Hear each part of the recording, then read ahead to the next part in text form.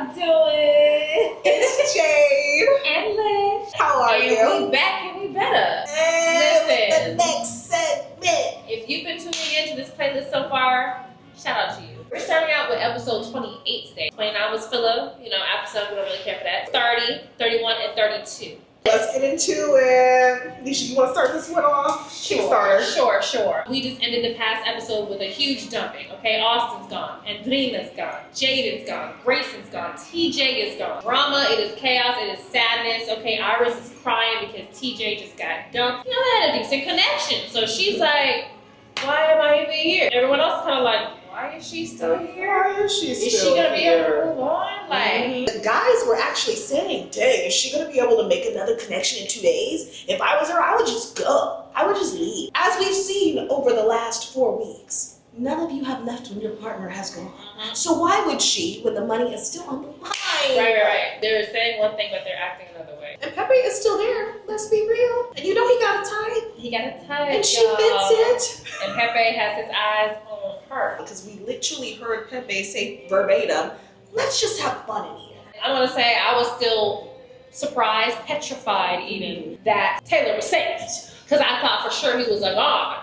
And then when I saw Sierra walk behind him, I said, oh. So she tries to explain herself to Olandria in this episode about, oh, I did it because, Nick would be so sad if the Brotherhood was disbanded. He would be so sad if Taylor went home. I'm not saying you can't choose your man over your girl. But there's certain situations like this past one, it didn't make any sense. You're choosing to save a man so that your man isn't sad. From Olandria's exact words, that's one of her closest friends in Villa. For her to go and stand behind Taylor, she felt like it was a stab in the chest. Sierra is most like Ace, I guess, in comparison. If you were to compare the men versus the women, like she almost seems like the ringleader. She's always got something to say. They always go to her for advice. She's always the most level-headed.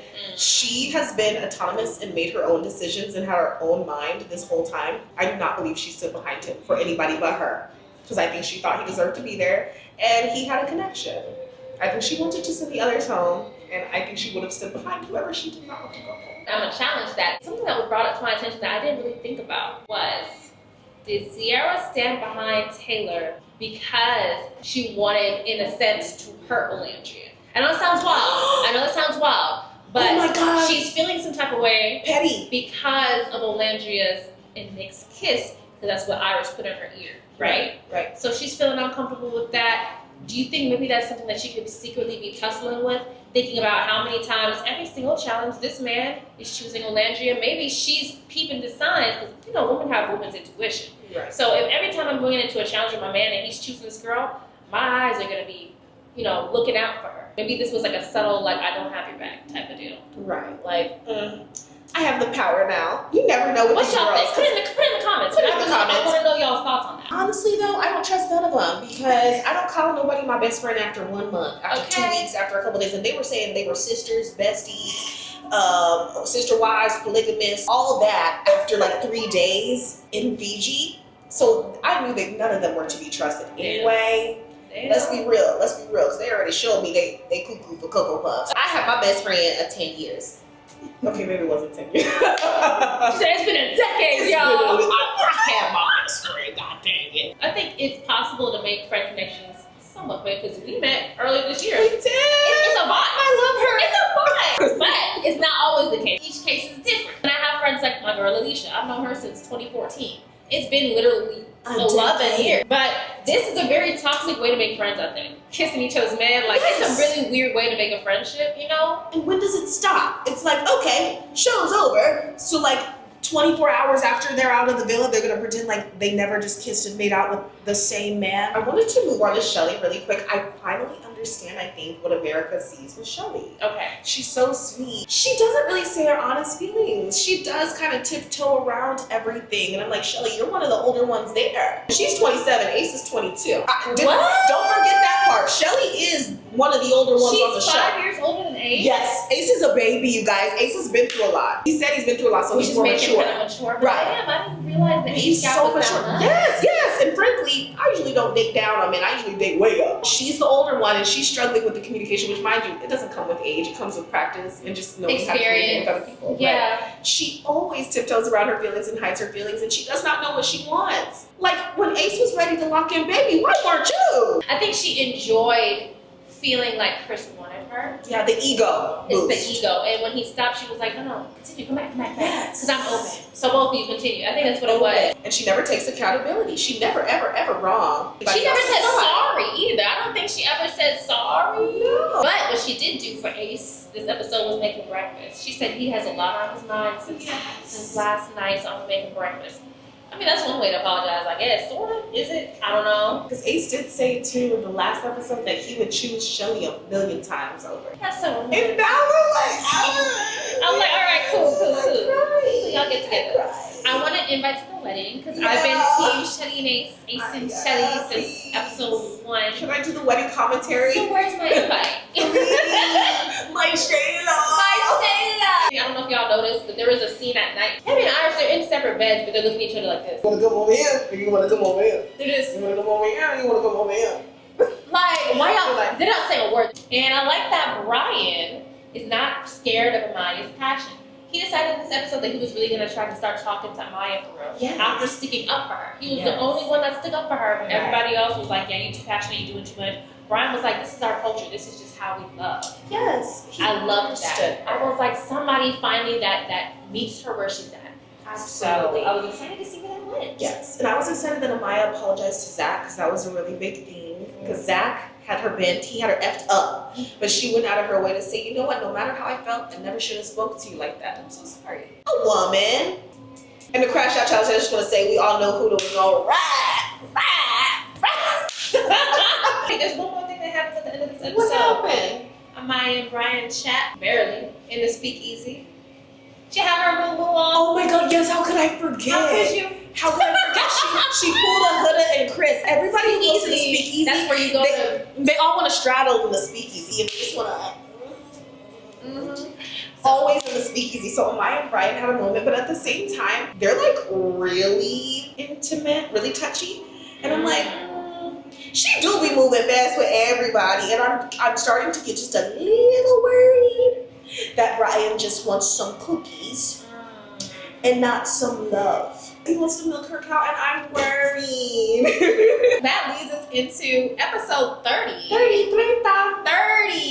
Do you know you have 30 minutes? Are you kidding me? 30, yeah. The first note I had was Huda being cringe again. And she's sitting down with Chris, her partner, talking about, I am shocked no one else pulled me for a kiss. And Chris said, why? Why? Why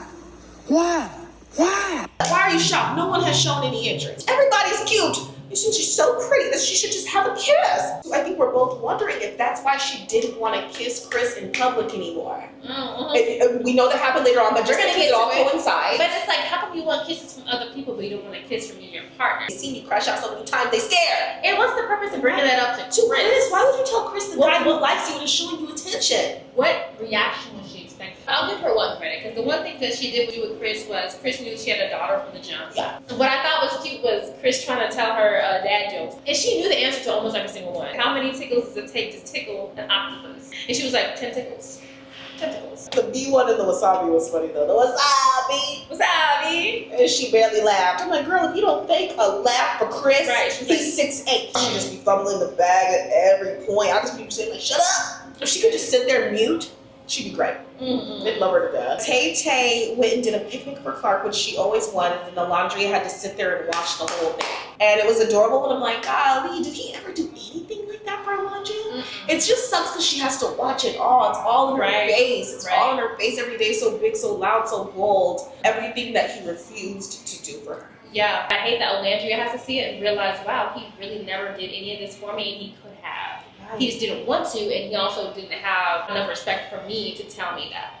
Yeah. Sierra, I love how they just... Oh yeah, and then she got a one-liner. She just dipped. Yeah. Sierra has left the villa. I'm like, not again. I'm like, what does Sierra say and do? Another one-liner, just, they're gone. And you know, I'm just gonna say it out loud.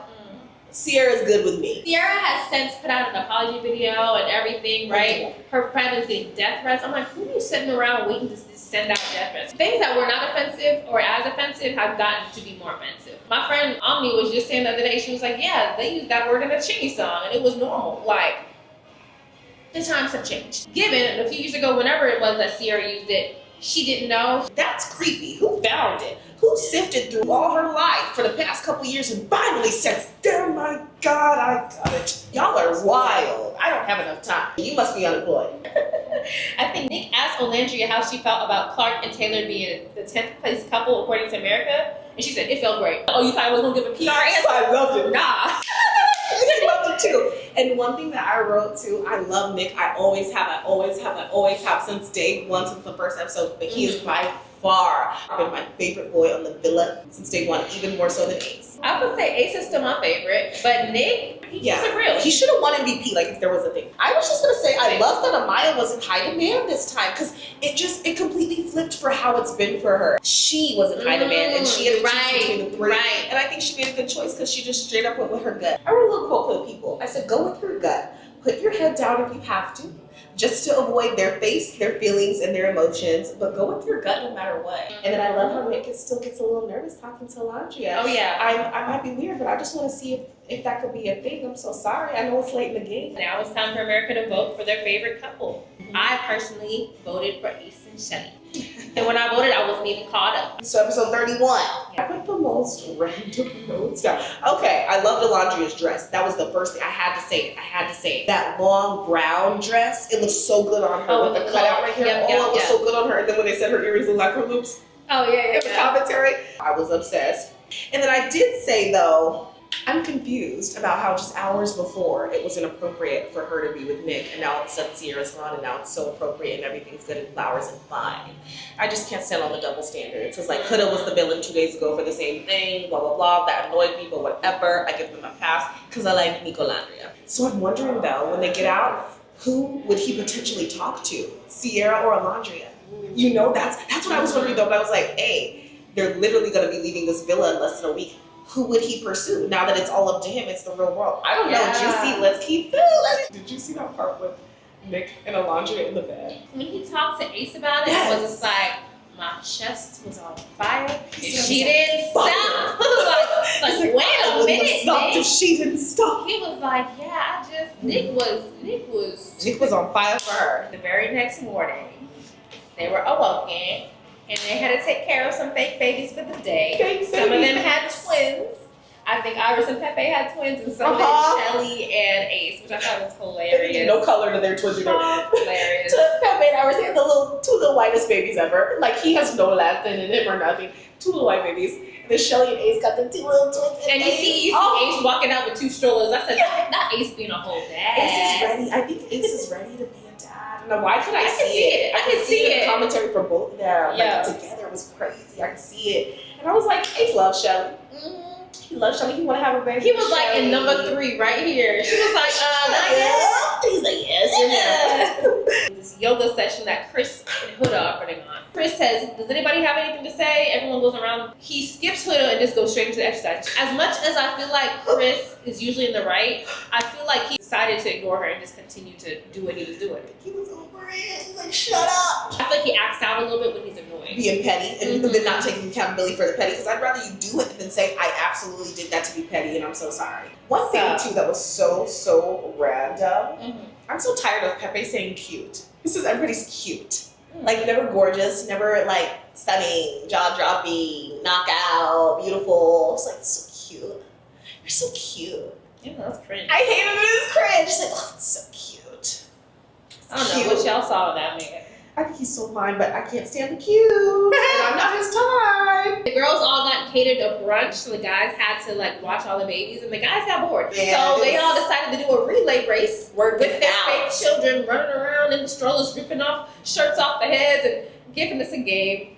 But Huda's feeling some type of way, because the thing is, yes, Huda's a mother in real life, and maybe she's traumatized from that experience a little bit, but then also when it comes to a challenge, she's always going to take it serious. She's always going to go hard. The whole purpose of them having these babies was to come out as the couple that can raise or take care of their child the best. she feels like she has a point to prove because she has a child in real life. She had said she didn't like the color of the shirt, and he was like, shut up, and she was like, don't tell me to shut up. It was kind of motherly, the way she was kind of coming at him for what he did. The best parents were actually Taylor and Clark at the end of all this, and the worst parents were Ace and Shelly and Brian and Amaya. Which means nothing, the babies were fake. Yeah, so it's kind of like when, if anything, I thought the worst parents would have been Iris and Pepe, seeing as how they put their babies on the countertop while they were cooking. So I don't know how they judged that challenge, but let's move on. Yeah. And then Amaya got a text. The Hideaway! The Hideaway is open. The Hideaway was open. The villa gets to choose which couple gets to go and spend a night in the Hideaway.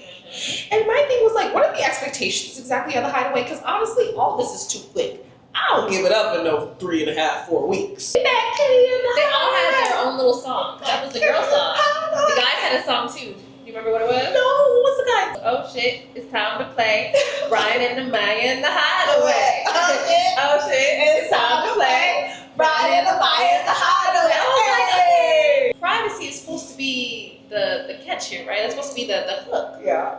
Why are there still cameras in there?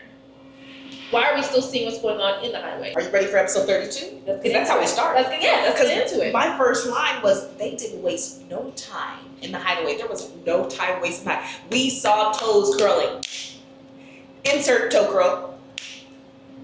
Not double search for toe curl, girl. Wait. Stop insert. I'm way too close to the bed. I'm all up in the room. Where's the privacy? Is it just because you guys muted it? The first time you had sex with that man in your life is on Peacock forever. For free. That's the shitty part. It's free. Well, subscription ain't free. Subscription like what, $7? $8? Oh, yours is free subscription? We're gonna pan away from that. Amaya made a point to say how strong their connection was again. Like in the commentary, we're so strong, we're so strong. I'm like, baby, that is concerning me. You're not so strong, you had sex, but you're not so strong. And it's just so fast. You literally met this guy for 2 days. That's even less time than Nick. Shortest time than anybody. And she's like, oh my God, our connection is so strong. And I'm like, girl, you just give your all. I just want her to let the man for one time say that their connection is strong and not her. Then the next thing I got is about Clark and Taylor. They're having some discussions actually talking about life outside of the villa, about possibly having a long-distance relationship. Clark actually asked Taylor about his wedding plans. And he's like, I want everybody there to get a cowboy hat. Clark's kind of like, okay. Nodding her head, but at the same time, it's not like an exciting, like, oh yeah, everybody will have a cowboy hat. Basically, after whatever this conversation is, I believe Taylor talks to either the confessional or to his boys. Yes, he says he wants to. He wants to close things off with Clark, but he wants to do it in some sort of creative way. So creative. That is in the works. Yes. Let's go take a second to talk about Chris and Huda. Chris is starting to feel mellow. Oh yeah, I straight up just said their communication sucks. Huda doesn't ever really try to get on the same page with anyone when she talks. It's a very common theme. She talks to everyone the exact same, and it never works. She just never ever changes her approach. And then the guy, it's kind of like they just check out. They're like, she's not listening. I was gonna put a little fault on Chris just a little bit because Huda was asking him what was wrong. He was really quiet. He's basically saying nothing's wrong. But then he goes and I think he's talking with one of the boys or something. He was mad that Huda wouldn't kiss him in public. He was like, what sense does it make that you won't kiss me in public, but then you're comfortable going way further with me when we're in the bed? Yeah. Going back to the, when Shelly was mad, hating on her, I kind of think that's why she was showing out for Ace. I think she low-key did like Ace, was kind of low-key maybe trying it. I don't even know with Huda. I think she's down if they're down. I think she goes for what she can get sometimes, and that just sucks to say, but I would love to see life for her outside of this villa. I hope people in the real world do not hold this against her and just let her be. The guys go and play basketball, they let some stress off, and then when they come back, that's when Huda and Chris have a more in-depth conversation about why you're not kissing me. Literally tells her the entire time, stop cutting me off, let me finish, please let me finish, let me finish, let me finish, let me finish, let me finish. So then he pulls Amaya to try to get her perspective. Amaya's kind of playing mediator. I think she's just trying to protect herself, blah, blah, protecting blah. herself. She's been through a lot. Y'all are going to be okay. Just work it out. And then Amaya goes and talks with Huda. This is what Chris was trying to say. She's really just trying to mediate and calm things down. I kind of liked her when I was doing that, actually. She's great. Because I'm like, sometimes it takes a perspective of somebody that's not in the relationship, right, to kind of get you out of that defensive mode, you're open to hearing more. Taylor and Clark, I have to mention this. When he did the whole thing, the guys went out and they were like, exclusive, and they did the whole cute little YMCA thing and he told Clark that he wanted to be exclusive, and Olandria was there the whole time. I'm like, golly, how much more could she watch? Like, you really pulling I'd out be like, tomatoes, boo, tomatoes, tomatoes. We The voted butcher block. America for our favorite couple. Y'all sure did. And the craziness is they're not getting rid of one person, they're getting rid of one whole couple, which means whole two couple. people. Yeah, together. Leaving the island. I wanted Iris and Pepe gone. Thank you. I wanted Iris and Pepe gone because I'm like, y'all not even taking this seriously. Y'all Clock just it. here to have fun and have sex and shoot, Pepe, you still miss Hannah, Iris, you miss TJ, go home. Y'all are just here for the zip lines. All you do all day is go on the zip line.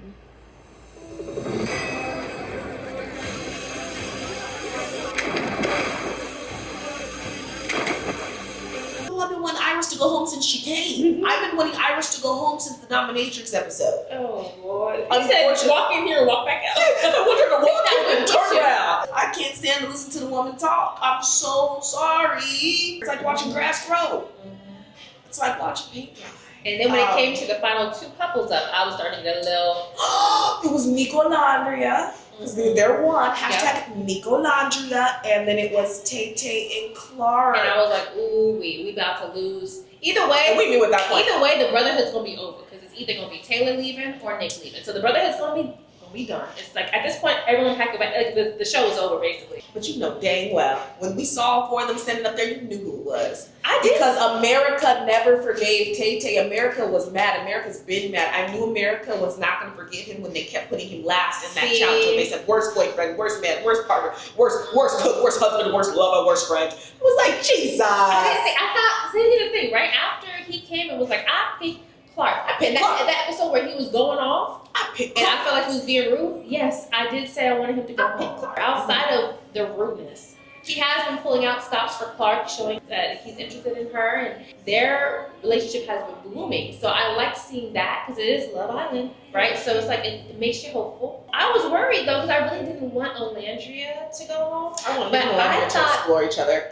I did, but then there was part of me that was like, I couldn't determine if it was just platonic or not. I don't know if America's gonna vote for NicOlandria as a favorite couple because are they even really a couple like outside of being friends? Right. So I was like, damn, this is crazy. This is finally time for Olandria and Nick to go home. 'Cause they've been on the chopping block before, both of them individually. So now I was like, well, and then they said, Taylor and Clark. and I said, You are leaving the island. America hates you. And I was shocked, y'all. I'm Big working on my forgiveness as well. But I didn't think America was holding on to grudge that long. Because I let it go. Mostly. I let it go. Most. I've never had a girl. I let I was it go. I was like, I didn't like how you went about that. no. But I like that you are genuine in your connection with Clark now. America hated that man for finding true love.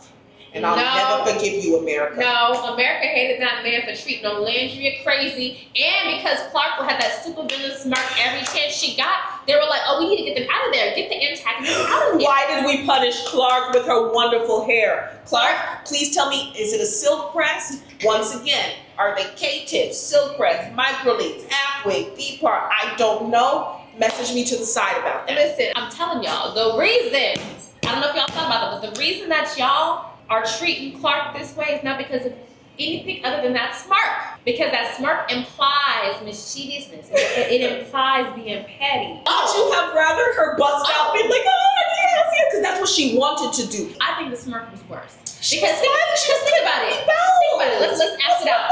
No. She was genuinely happy. I'm sorry. Let's act this out. I'm Clark. Okay. And I'm going to give you the two separate reactions to you saying I choose Clark. Yeah, I choose Clark.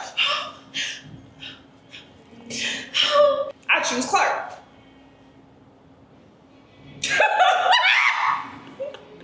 Tell me that's not worse.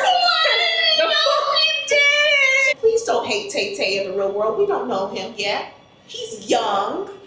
Let him grow. We only got 3 more episodes To go. And one more segment to review with you guys. So start commenting now. Who is going to win the money? Tell me now. Don't make me surprised, America. Who did y'all vote for? Because I didn't vote this last time because I wanted my hands to be clean. Who's going to make it outside of the villa? And stay tuned. Stay tuned, y'all. And as always, remember, I am who I say I am. You are who you say you are. She is who she says she is. Let's go out there and kill it.